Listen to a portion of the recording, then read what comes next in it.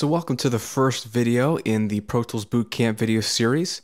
This is setting up your session and getting used to the Pro Tools environment. And this could be perhaps the most important video series, and that's why it comes first, is to understand Pro Tools and to work effectively in it. You need to understand what the heck this window you're looking at all day long does and how you can access the power within Pro Tools. So as we're going to set up to record a song, and that's what we're going to do through this entire video series, is do a song start to finish. I'm going to show you how I approach Pro Tools, the blank session, and how we get things ready to go. The first thing I want to do is talk about opening up a new session. If you start Pro Tools and you choose File, New Session, or Command or Control N during the beginning of a Pro Tools session, you're going to get a dialog box similar to this, and it's going to give you a few options. It's going to ask you, do you want to create a session from a template, which we can look at later, but I want you to understand a blank session so you can create your own sessions. You can customize them the way you want, and so you will be able to know what the heck is going on when you fire up a session. Under that is some session parameters. You can see a few different areas. These are a lot simpler than you think they are. Audio file type is exactly what it sounds like. There are two types that Pro Tools will generally offer you, WAV files and AIFF. When in doubt, go with WAV. Many other DAWs use this format, and so your tracks can be easily interchangeable with them. If you happen to mix in a different session, in a different studio with a different DAW, or if you just want to export these out for any other editing program, .wav is your best bet. Bit depth is important in the sense that digital recording used to only be at 16-bit. There was a time before 24-bit was available because you're getting a lot more information recorded with 24-bit. These days, I have no reason that I can see to drop back down to 16-bit. 24-bit is becoming a very simple standard, and a lot of your plugins are going to work better and sound better, and your recordings will benefit from recording at a higher bit depth. So you don't have to understand much other than go with 24-bit in your sessions all the time. Now, sample rate is a little more debatable. And again, this is stuff that's really boring to most of us, but it's important in only a couple senses. One is you need to know what sample rate you're recording at and what's available to you, because there's certain settings that your song has to be when you bounce it down. And we'll look at that in a later video. Depending on your audio interface, you're going to have a few different options here. You may just have 44.1 and 48 available to you, or you may have 88.2 and 96, or maybe up to 192. These higher sample rates mean you can capture audio into a digital version of it at a more detailed rate, so to speak. Okay, so if you think of a movie has cameras that capture what's going on in real life, and it's just basically it's capturing a bunch of still images and playing them back to back really fast, kind of like an old school flip book, you know? And the higher the frame rate means the more pictures are taken per second to create a real fluid, lifelike motion picture. And the same thing is happening here with audio. The higher the sample rate, the more samples of audio or snapshots of audio are taken in a given second. Okay, so you would think the higher the sample rate that's afforded to you, the better. And you would be right in that it's capturing a more accurate recording. Here's two things. One, when you bounce a track down, we'll see that it has to end up at 44.1 anyways for it to be CD, or 48 if you're recording to DVD audio. But what I find is when you get up higher than 48, you're really going to take up a lot more space on your hard drive. These audio files will take up more space because they're recording more data. And I've done test after test and seen other professionals do test after test, and personally, I don't see any reason to go anything higher than 44.1. I record and mix at 24-bit 44.1 all day long, every day, with great results, and many other people do. So it's a personal decision, and you'll have to test it out, but I think you'll be fine with 44.1 24-bit. And then I/O settings, most of us, it's just going to be stereo mix, nothing fancy unless you're doing surround sound. Now, you don't have to always choose these every time you start a session. I just want you to understand part of the boot camp is getting the foundation, all right? You need to know this is what's going on in your session and what you're recording at, so that you can work well with other systems, so that you won't be recording something that is in 48 kilohertz per second. Instead, you've got a session at 44.1, and then the vocal sounds stretched and weird, and you need to know what's going on. But typically, if this is how you work in Pro Tools, this will stay the same every time you fire up a new session, and you won't have to change it. And you fire up OK, and that's going to create you a blank session just like this.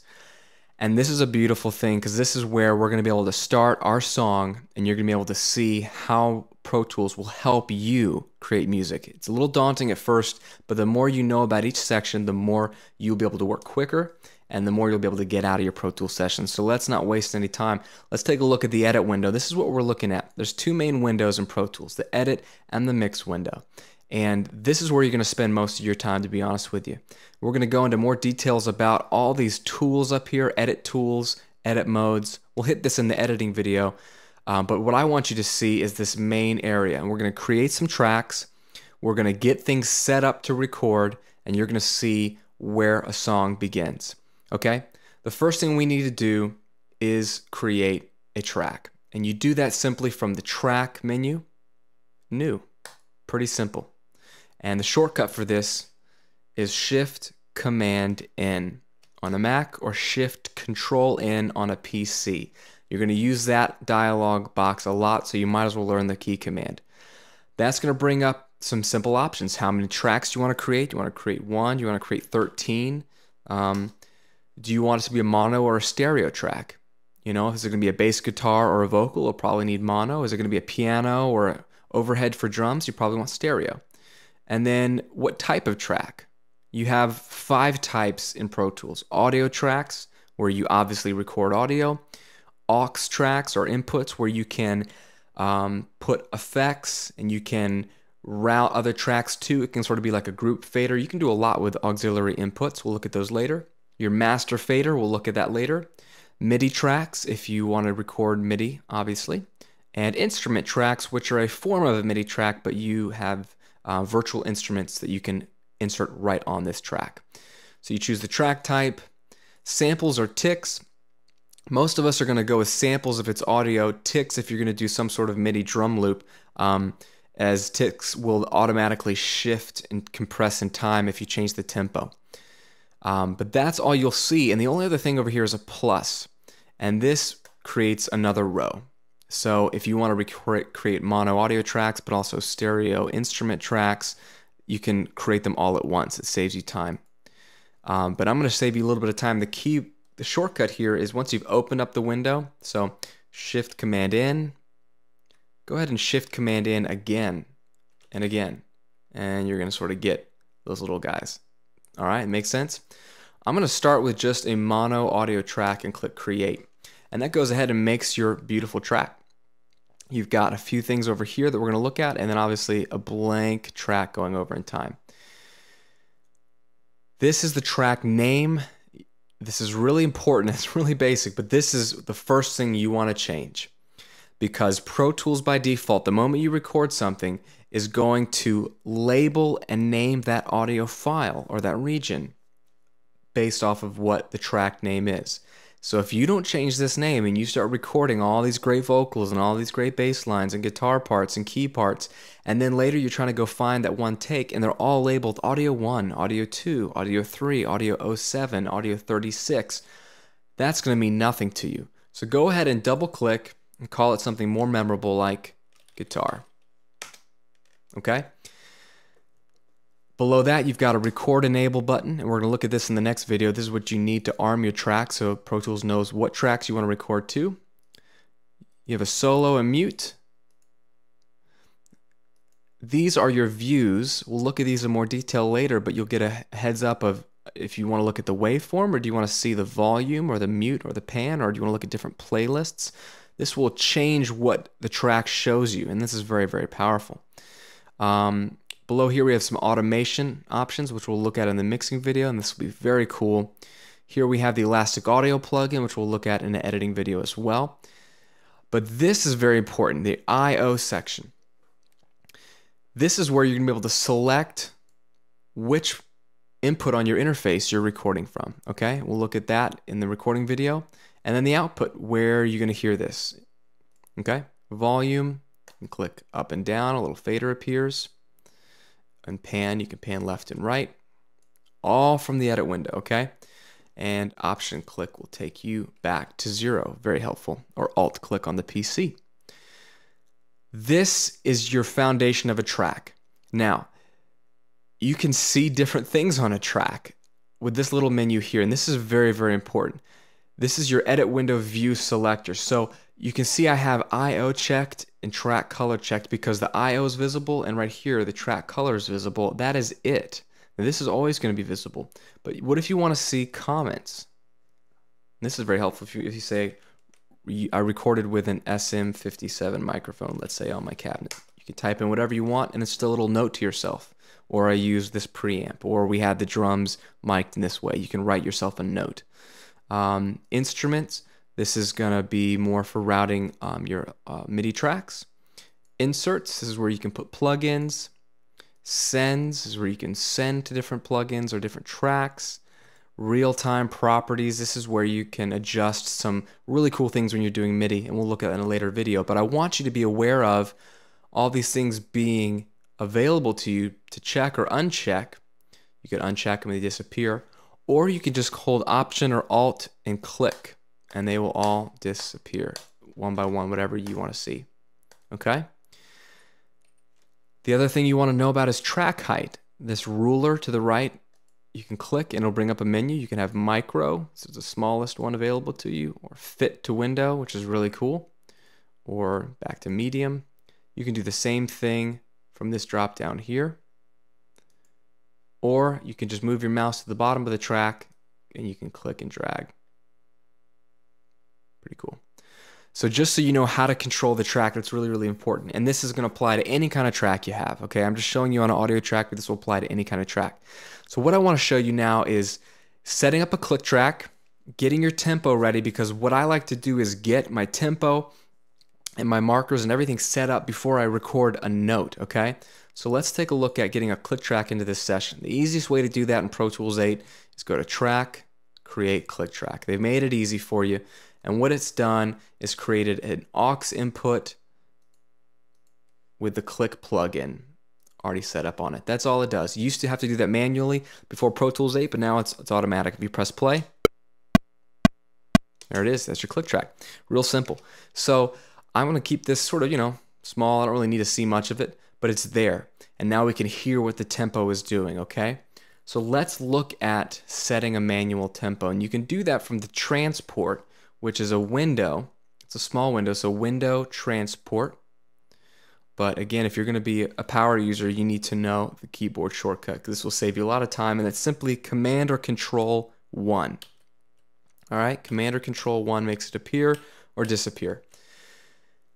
And depending on what settings you have, you may see some different elements in your transport. You want to make sure that under View, Transport, you've got at least counters, MIDI controls, and expanded checked. Otherwise, it's going to get a little smaller. And you can set this up the way you want, but what we need to see is the counters, MIDI controls, and expanded, is where we're going to have a lot of options to us with tempo and count off and that kind of stuff. So over here, if this conductor track, this is what it's called, is checked, this is set to follow a sort of defined tempo grid, and I'll show you that in a minute, but let's start with it off so that this is now not ghosted. And this is the tempo of the song, so you could choose 80 and listen to your tempo. A little slower. You could click and drag up to 99, let's say. All right, you can sort of see how that's changing. Obviously, you need to know the tempo of your song before you record it. But if you don't know the tempo, you can use a really helpful tip, and it's called Tap for Tempo. What I do is I simply click here so it's selected, and I just sort of tap the T key on my keyboard, okay? So if your tempo is a little slower, tap the letter T, boom, tap, boom, boom, tap, boom, tap, boom, boom, tap. You see it's around 94 BPM. Click Enter, and it locks it in. You can see it change up here, 94. Boom, t, boom, boom, t, boom. And your click track's going to follow exactly what you had in your head. This is so, so helpful. So I happen to know my song is going to be at 120, a little faster, so you can type it in and click Enter. But use tap for tempo with the letter T key on your keyboard to start all the time. It'll at least get you close, and then if you feel that you want it to be a little faster, a little slower, you can obviously go up, down, a few clicks, whatever you need, but that's going to obviously get you in the ballpark. Here's also where you can change your meter. So you can double click and say, well, really my song is 3/4 instead of 4/4. So 1, 2, 3, 2, 2, 3. So it's going to tell Pro Tools what is the nature of your song. And this is important to just go ahead and tell Pro Tools now so that it will always follow what you're going to do in your song. In my case, I know I'm going to be 4/4, 120, really simple. Okay? But what I want to show you is what if your song doesn't stay at 120? Let's say you slow down in another part of the song. Plenty of music speeds up or slows down or has different feels for different parts of the song. This is really important. What you would want to do is engage the conductor track. It's going to ghost this out because now you're not going to have one static tempo, okay? And what we're going to do is come up here to these different rulers, and you see this one's called tempo. If you don't see tempo, there's a menu up here, and this is your ruler menu. And again, you can see markers and tempo and bars and beats are selected, and that's why I see markers, tempo, bars, and beats. You could also see minutes and seconds for time.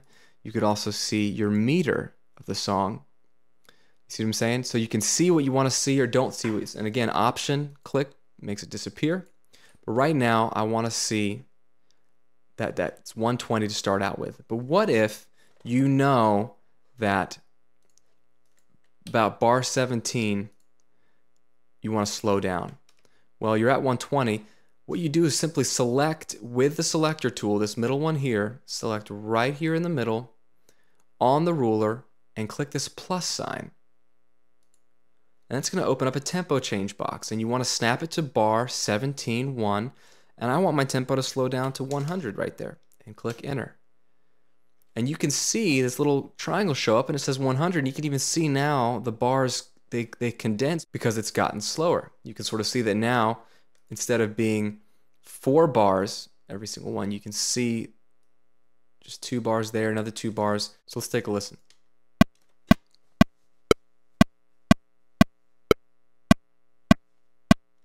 You hear that tempo change? Real simple. So you can just add these tempo changes wherever you want. Now you may say, well, what if I want a gradual tempo change? What if I don't have this static slowdown right at a bar beat? And that's a great point because a lot of music is going to do that. And you have a couple ways to do that. You're going to come over here to the tempo ruler, and there's a sort of a triangle that you can spin down, and this gives you some options. You can see visually north to south, up and down, that I had 120 here and then it drops to 110. What's really cool is that Pro Tools lets you have complete control over the tempo. Let's say instead of it dropping right at 17, I know the last couple of bars, so let me zoom in here. Last couple of bars, I want it to slow down from 120 to 100 gradually. Well, this is where you'd use the pencil tool. And if you click and hold the pencil tool, you have a few options. I've still got the mouse clicked. I'm going to let go on line. And that means when I draw with this pencil tool, it's going to draw a straight line. So I'm going to click here and just draw down to about 100. And you can see what it did, putting teeny little tempo changes ever so often, and it's evenly spaced out so that it will end up at 100. Now, I didn't quite perfectly drag it. What you can do is click and drag exactly where you want it to end up. You can sort of see the blue diamonds on either side. If I want it to start a little earlier, I just click and drag that back, up or down. This is giving me complete control, and if I zoom out here, I can take a listen to what the click's going to do.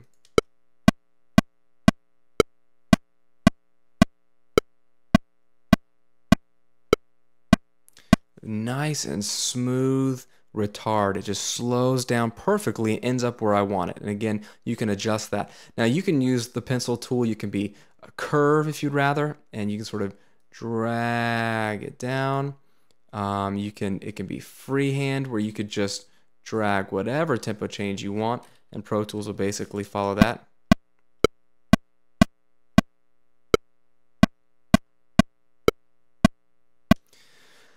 You tell Pro Tools what to do in the tempo ruler, and the click will follow that. And not only the click, but you can see the bars and beats, the whole grid will follow it. And this is important to spend a little bit of time setting this up before you record anything, so that you have this uniform guide track, this uniform map.